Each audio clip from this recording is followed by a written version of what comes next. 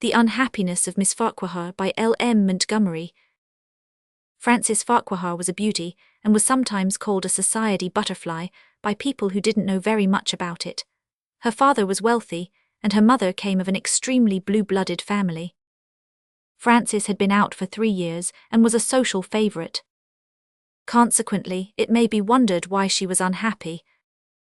In plain English, Frances Farquhar had been jilted, just a commonplace, everyday jilting.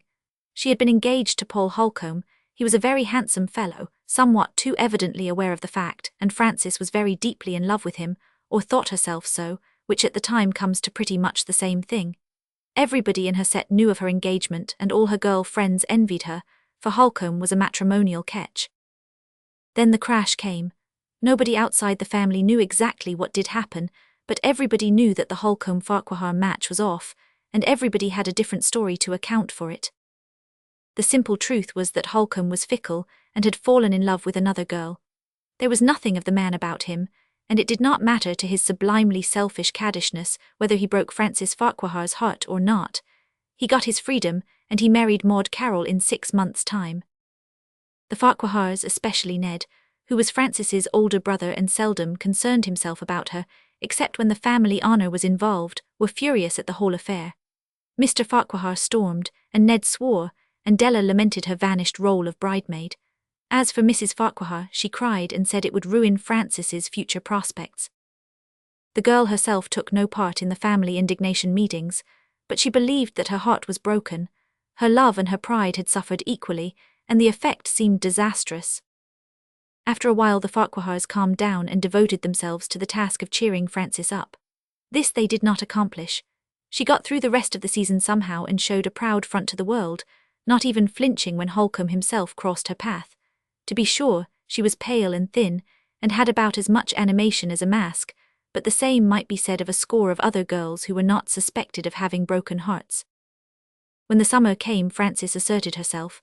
The Farquhars went to Green Harbour every summer, but this time Frances said she would not go and stuck to it.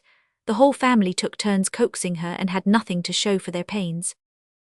"I'm going up to Windy Meadows to stay with Aunt Elena while you are at the harbour," she declared. "She has invited me often enough." Ned whistled. "Jolly time you'll have of it, sis. Windy Meadows is about as festive as a funeral, and Aunt Elena isn't lively, to put it in the mildest possible way." "I don't care if she isn't. I want to get somewhere where people won't look at me and talk about that," said Frances, looking ready to cry. Ned went out and swore at Holcombe again, and then advised his mother to humour Frances. Accordingly, Frances went to Windy Meadows. Windy Meadows was, as Ned had said, the reverse of lively. It was a pretty country place with a sort of fag end by way of a little fishing village, huddled on a wind-swept bit of beach, locally known as the Cove. Aunt Elena was one of those delightful people, so few and far between in this world, who have perfectly mastered the art of minding their own business exclusively. She left Frances in peace. She knew that her niece had had some love trouble or other, and hadn't gotten over it rightly.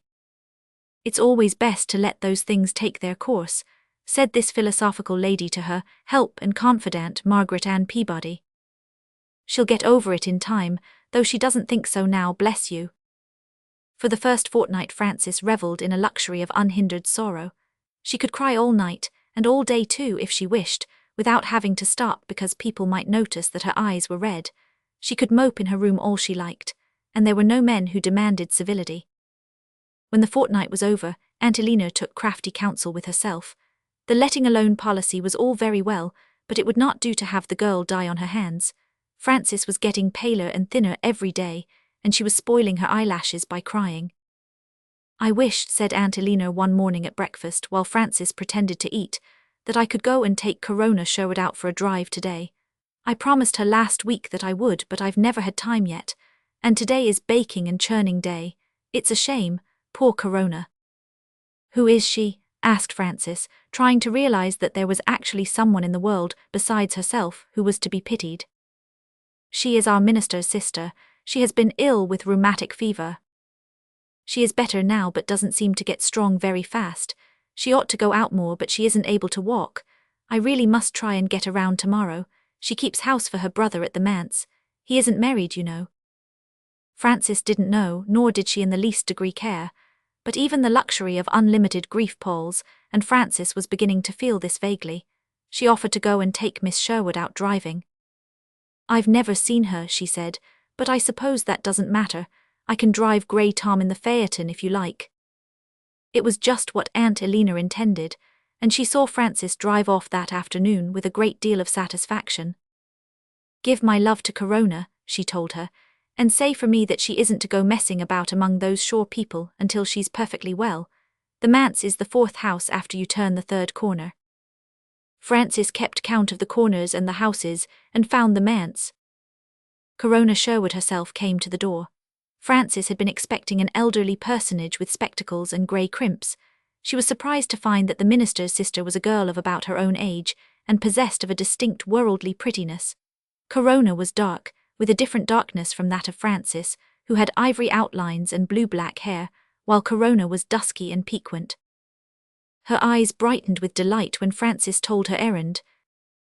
"How good of you and Miss Elena. I am not strong enough to walk far yet, or do anything useful in fact, and Elliot so seldom has time to take me out." "Where shall we go?" asked Frances when they started. "I don't know much about this locality." "Can we drive to the cove first? I want to see poor little Jackie Hart. He has been so sick." "Aunt Elena positively forbade that," said Frances dubiously. "Will it be safe to disobey her?" Corona laughed. "Miss Elena blames my poor shore people for making me sick at first, but it was really not that at all. And I want to see Jackie Hart so much. He has been ill for some time with some disease of the spine, and he is worse lately. I'm sure Miss Elena won't mind my calling just to see him." Frances turned Grey Tom down the shore road that ran to the cove, and past it to silvery, wind-swept sands, rimming sea expanses crystal clear. Jackie Hart's home proved to be a tiny little place overflowing with children. Mrs. Hart was a pale, tired-looking woman with the patient, far-seeing eyes so often found among the women who watch sea and shore every day and night of their lives for those who sometimes never return. She spoke of Jackie with the apathy of hopelessness. The doctor said he would not last much longer. She told all her troubles unreservedly to Corona in her monotonous voice. Her man was drinking again, and the mackerel catch was poor. When Mrs. Hart asked Corona to go in and see Jackie, Frances went too. The sick boy, a child with a delicate, wasted face and large, bright eyes, lay in a tiny bedroom off the kitchen. The air was hot and heavy. Mrs. Hart stood at the foot of the bed with her tragic face. "We have to set up nights with him now," she said. "It's awful hard on me and my man. The neighbours are kind enough and come sometimes, but most of them have enough to do. His medicine has to be given every half hour. I've been up for 3 nights running now. Jabez was off to the tavern for 2. I'm just about played out." She suddenly broke down and began to cry, or rather whimper in a heartbroken way. Corona looked troubled. "I wish I could come tonight, Mrs. Hart, but I'm afraid I'm really not strong enough yet." "I don't know much about sickness," spoke up Frances firmly, "but if to sit by the child and give him his medicine regularly is all that is necessary, I am sure I can do that. I'll come and sit up with Jackie tonight if you care to have me." Afterwards, when she and Corona were driving away, she wondered a good deal at herself. But Corona was so evidently pleased with her offer, and took it all so much as a matter of course, that Frances had not the courage to display her wonder. They had their drive through the great green bowl of the country valley, brimming over with sunshine, and afterwards Corona made Frances go home with her to tea. Rev. Elliot Sherwood had got back from his pastoral visitations, and was training his sweet peas in the way they should go against the garden fence. He was in his shirt sleeves and wore a big straw hat, and seemed in no wise disconcerted thereby. Corona introduced him, and he took Grey Tom away and put him in the barn. Then he went back to his sweet peas. He had had his tea, he said, so that Frances did not see him again until she went home. She thought he was a very indifferent young man, and not half so nice as his sister. But she went and sat up with Jackie Hart that night, getting to the cove at dark, when the sea was a shimmer of fairy tints, and the boats were coming in from the fishing grounds. Jackie greeted her with a wonderful smile, and later on she found herself watching alone by his bed. The tiny lamp on the table burned dim, and outside on the rocks there was loud laughing and talking until a late hour. Afterwards a silence fell, through which the lap of the waves on the sands and the far-off moan of the Atlantic surges came sonorously. Jackie was restless and wakeful, but did not suffer and liked to talk. Frances listened to him with a newborn power of sympathy, which she thought she must have caught from Corona. He told her all the tragedy of his short life, and how bad he felt about dads taking to drink and mammies having to work so hard. The pitiful little sentences made Frances's heart ache. The maternal instinct of the true woman awoke in her. She took a sudden liking to the child. He was a spiritual little creature, and his sufferings had made him old and wise. Once in the night he told Frances that he thought the angels must look like her. "You are so sweet pretty," he said gravely. "I never saw anyone so pretty, not even Miss 100 Rona. You look like a picture I once saw on Mr. Sherwood's table when I was up at the manse one day, 'fore I got so bad I couldn't walk. It was a woman with a lil baby in her arms and a kind of rim round her head. I would like something most awful much." "What is it, dear?" said Frances gently. "If I can get or do it for you, I will." "You could," he said wistfully, "but maybe you won't want to. But I do wish you'd come here just once every day and sit here 5 minutes and let me look at you, just that. Will it be too much trouble?" Frances stooped and kissed him. "I will come every day, Jackie," she said, and a look of ineffable content came over the thin little face. He put up his hand and touched her cheek. "I knew you were good as Miss 100 Rona, and she is an angel. I love you." When morning came, Frances went home. It was raining, and the sea was hidden in mist. As she walked along the wet road, Elliot Sherwood came splashing along in a little two-wheeled gig and picked her up. He wore a raincoat and a small cap, and did not look at all like a minister, or at least like Frances's conception of one. Not that she knew much about ministers. Her own minister at home, that is to say, the minister of the fashionable uptown church which she attended, was a portly, dignified old man with silvery hair and gold-rimmed glasses, who preached scholarly, cultured sermons, and was as far removed from Frances's personal life as a star in the Milky Way. But a minister who wore rubber coats and little caps and drove about in a two-wheeled gig, very much mud-bespattered, and who talked about the shore people as if they were household intimates of his, was absolutely new to Frances.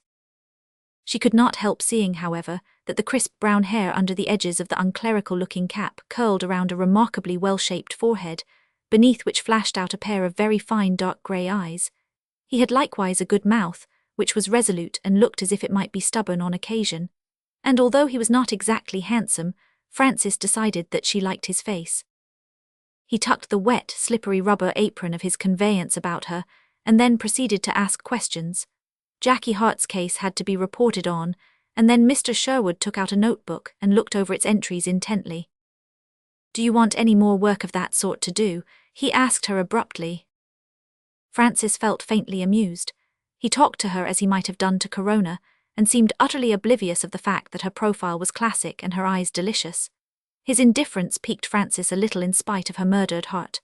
Well, if there was anything she could do she might as well do it, she told him briefly, and he, with equal brevity, gave her directions for finding some old lady who lived on the Elm Creek Road, and to whom Corona had read tracts. "Tracts are a mild dissipation of Aunt Clorinda's," he said. "She fairly revels in them. She is half blind and has missed Corona very much." There were other matters also, a dozen or so of factory girls who needed to be looked after, and a family of ragged children to be clothed. Frances, in some dismay, found herself pledged to help in all directions, and then ways and means had to be discussed. The long, wet road, sprinkled with houses, from whose windows people were peering to see what girl the minister was driving, seemed very short. Frances did not know it, but Elliot Sherwood drove a full mile out of his way that morning to take her home, and risked being late for a very important appointment, from which it may be inferred that he was not quite so blind to the beautiful as he had seemed. Frances went through the rain that afternoon and read tracts to Aunt Clorinda. She was so dreadfully tired that night that she forgot to cry, and slept well and soundly. In the morning she went to church for the first time since coming to Windy Meadows. It did not seem civil not to go to hear a man preach when she had gone slumming with his sister, and expected to assist him with his difficulties over factory girls. She was surprised at Elliot Sherwood's sermon, and mentally wondered why such a man had been allowed to remain for 4 years in a little country pulpit. Later on, Aunt Elena told her it was for his health. He was not strong when he left college, so he came here, but he is as well as ever now, and I expect he will soon be gobbled up by some of your city churches. He preached in Castle Street Church last winter, and I believe they were delighted with him. This was all of a month later. During that time Frances thought that she must have been recreated, so far was her old self left behind. She seldom had an idle moment. When she had, she spent it with Corona. The two girls had become close friends, loving each other with the intensity of exceptional and somewhat exclusive natures. Corona grew strong slowly and could do little for her brother's people, but Frances was an excellent proxy, and Elliot Sherwood kept her employed. Incidentally, Frances had come to know the young minister, with his lofty ideals and earnest efforts, very well. He had got into a ridiculous habit of going to her Frances Farquhar, for advice in many perplexities. Frances had nursed Jackie Hart, and talked temperance to his father, and read tracts to Aunt Clorinda, and started a reading circle among the factory girls, and fitted out all the little Jarbos with dresses, and coaxed the Shore children to go to school, and patched up a feud between two Longshore families, and done 100 other things of a similar nature. Aunt Elena said nothing, as was her wise wont, but she talked it over with Margaret Ann Peabody, and agreed with that model domestic when she said, "Work'll keep folks out of trouble and help 'em out of it when they are in. Just as long as that girl brooded over her own worries and didn't think of anyone but herself, she was miserable. But as soon as she found other folks were unhappy, too, and tried to help 'em out a bit, she helped herself most of all. She's getting fat and rosy, and it is plain to be seen that the minister thinks there isn't the like of her on this planet." One night Frances told Corona all about Holcombe. Elliot Sherwood was away, and Frances had gone up to stay all night with Corona at the manse. They were sitting in the moonlit gloom of Corona's room, and Frances felt confidential. She had expected to feel badly and cry a little while she told it, but she did not, and before she was half through, it did not seem as if it were worth telling after all. Corona was deeply sympathetic. She did not say a great deal, but what she did say put Frances on better terms with herself. "Oh, I shall get over it," the latter declared finally. "Once I thought I never would, but the truth is I'm getting over it now. I'm very glad, but I'm horribly ashamed too to find myself so fickle." "I don't think you are fickle, Frances," said Corona gravely, "because I don't think you ever really loved that man at all. You only imagined you did, and he was not worthy of you. You are so good, dear, those Shore people just worship you. Elliot says you can do anything you like with them." Frances laughed and said she was not at all good, yet she was pleased. Later on, when she was brushing her hair before the mirror and smiling absently at her reflection, Corona said, "Frances, what is it like to be as pretty as you are?" "Nonsense," said Frances by way of answer. "It is not nonsense at all. You must know you are very lovely, Frances. Elliot says you are the most beautiful girl he has ever seen." For a girl who has told herself a dozen times that she would never care again for masculine admiration, Frances experienced a very odd thrill of delight on hearing that the minister of Windy Meadows thought her beautiful. She knew he admired her intellect and had immense respect for what he called her genius for influencing people. But she had really believed all along that, if Elliot Sherwood had been asked, he could not have told whether she was a whit better looking than Kitty Martin of the Cove, who taught a class in Sunday school and had round rosy cheeks and a snub nose. The summer went very quickly. One day Jackie Hart died, drifted out with the ebb tide, holding Frances's hand. She had loved the patient, sweet-souled little creature and missed him greatly. When the time to go home came, Frances felt dull. She hated to leave Windy Meadows and Corona and her dear Shore people and Aunt Elena and, well, Margaret Ann Peabody. Elliot Sherwood came up the night before she went away. When Margaret Ann showed him reverentially in, Frances was sitting in a halo of sunset light, and the pale, golden chrysanthemums in her hair shone like stars in the blue-black coils. Elliot Sherwood had been absent from Windy Meadows for several days. There was a subdued jubilance in his manner. "You think I have come to say goodbye, but I haven't," he told her. "I shall see you again very soon, I hope. I have just received a call to Castle Street Church, and it is my intention to accept. So Corona and I will be in town this winter." Frances tried to tell him how glad she was, but only stammered. Elliot Sherwood came close up to her as she stood by the window in the fading light, and said, "But on second thoughts I shall not record what he said, or what she said either. Some things should be left to the imagination."